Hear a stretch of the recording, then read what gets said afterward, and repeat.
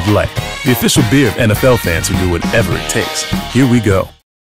From Buffalo Wild Wings, this is the Jeff Fisher Show, brought to you by Super Park, Spirit Toyota Scion, and Bud Light.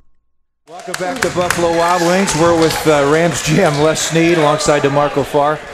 I'm Steve Savard. We have a special guest, Kara Henderson, who is a long-time, from the inception, NFL Network reporter, anchor, a little bit of everything, who is now Les's fiance. So you're here in St. Louis. Did you know, by the way, you just broke the news? I don't know that very many people know this. Oh, well, was I supposed look at DeMarco's, the look on DeMarco's face was classic. I was thinking too late now. Was I supposed to break the news? Oh, yeah, well, I'm sitting here with you, and I have a ring on my finger, so I don't think it was going to be, you know, how would you be as a host if you didn't pick up on all that? Yeah, it was just great investigative work by me, as you can tell. Well, first of all, congratulations. Yes. That's awesome. Thank you very much. That is awesome. Yes. Thank you very much. So I retired. Definitely I retired, DeMarco. Yes. I did too, I and I'm figured, still working. You know, that's what I figured. I'm like, if football players can retire in their 30s, why not me? Right? Yes, but you're retired in better health than most of us. See? Or so you think. You have not seen the X-rays yet. Our trainer gave her a D-. Oh, my goodness. True GM. True story. It's a true story. He It is a took him to true the story. trainer and he asked Reggie, he's like, what would you give her as a grade? He said D-. Look at you. And you know what that means? Do not draft because there's going to be problems very soon. And it's And in he the still lower gave back. me a ring. Free agents So- work out too. See? You don't have to draft them. So you enjoying it? You enjoying your love time it. in St. Louis? Yeah. You know, it's been great. I always say to people, I quit my job, or at the time, the worst team in football, but now I think we can all see where this thing is going, and it's been so much fun for me to be a part of it. I mean, I'm so used to having all my adrenaline be before the game when I'm doing my stuff, and after the game when I'm running on the field to do interviews. Now I think I jumped out of the box yesterday almost at one point when, Chris Givens had that reception. I mean, it's such a different feeling for me, but it's a blast. I was going to say, I guess it's fun. You get to be a fan now. You get to actually I'm so celebrate. used to being a disinterested observer of football, and it's been fun. I've been to, so many games in my life. You're emotionally invested now. I think that's fair to say. You're emotionally invested. I've never, I now know what these guys go through, what everybody goes through at a football game. I've never had that experience before. And by the way, I was the one who told them to put that screen up between you guys. Oh, see? Let me tell you something. We're trustworthy, guys. I didn't say you're not trustworthy. I just know. I just know that Les is not the first emotional general manager to have worked here. True.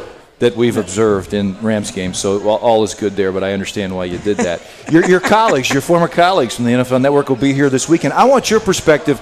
Look, we see the progress here, but we're looking at it up close. Right. What is, I know you're in contact with people, what's the view outside of St. Louis across the NFL about what's going on here so far early in the Jeff Fisher regime? I think it's, I think it's still wait and see. I mean, people are smart enough to know. But, come on. 2 wins already and such a big win, both of them. The Redskins win, we all know what was at stake there, given what Les did. And then this win yesterday against a division opponent. And, the funny thing is, this for me was a very interesting game because my brother and dad are agents, and their star player is Chris Clemens. So you can imagine. Wow. So wait a minute. It was an interesting thing this week in the family. Oh, my The God. obvious follow-up question here is, have you had to negotiate against the dad or the brother? I think, when we were in Atlanta, we wanted a couple of players of theirs, and they did not send them our way. Okay. So, that is the story I'll tell. Got it. So, they've since apologized, but only after I, put a ring on her finger. Nice. Well, it's funny. You're all in the same business. Do you guys talk about anything else other than football? Not much. And we do. And that's, I feel like I almost went to training camp to be the wife of a GM. We talk about pulling guards, and, we talk football a lot. That's very romantic, Kara. It is romantic, but it's true. It is kind of romantic because we could sit there and talk about stuff, and I know what he's going through. I'm sitting here watching this game. I'm like, gosh, I remember when, I went and watched Jay Cutler get his tail whipped by the Cowboys a couple years ago. And, it's just fun. So, there's a lot of experience. Let me applaud that comes you, into this. I just want to applaud you. It's amazing. You can talk to your fiance about pulling guards. And quarterbacks. That's awesome. And she knows what she's talking about. Knows what she's talking about, sometimes more than me. Oh, wow. No. Now, you've made your living in part getting to know coaches, deal with coaches. Let me ask you this. Where does Jeff Fisher rate on the cool meter? We're still coming to grips with how cool. When you watch Jeff from afar, you don't know he's that laid back, and that there's everything about him just seems cool. That's what's fun for me is being on the other side of the fence now. And getting to know Jeff as a person more so than just as the coach that I covered with the Titans. He's smooth. That's what you love about him. You know he's not getting ruffled. And there's a couple times, obviously, we all saw in the games this year where the team could have unraveled after some early miscues. But you knew with Jeff Fisher there that he was going to, keep especially the rookies calm and hey, we got this thing going. He's one of the nicest people you could imagine, a heart the size, I can't even put into words. So that's what's fun for me is to actually now get the wall removed a little bit and get to know these people as people. And you could not ask for a better head coach than Jeff Fisher, especially with the youth that you guys are going to have on this team. It's great. He makes me sit up straight. Does he? He really does. You need to. It's that coaching thing in him. When he walks in, I sit up straight. If I have a hat, I turn it straight. It's just that aura about him. Well, you know what? I think the thing that you might not have said, but you want to sit up straight for him. It's not that, okay, he just made you. Right. So that's the unique thing, I think, when you're a head coach. If you can get those 53 people with a lot of distinct personalities, unique, a lot of them egos, but you know what? They want to sit up straight for him, and they're not forced to. So. Well, and I think, Les, in this day and age of the big contracts and salary cap ramifications, if you cut a guy loose, I think some athletes believe they're empowered, unlike years past, decades past, or whatever. So to me, and DeMarco can speak to this, I think great coaches, no matter what level you're at professionally, you have to find a way to connect with your players, whether it's through respect. DeMarco, I know you felt like you never wanted to let Dick Vermeil down. You wanted to run through a brick wall for him, and when you go back and talk to guys that have played for Jeff Fisher, they kind of have the same feeling.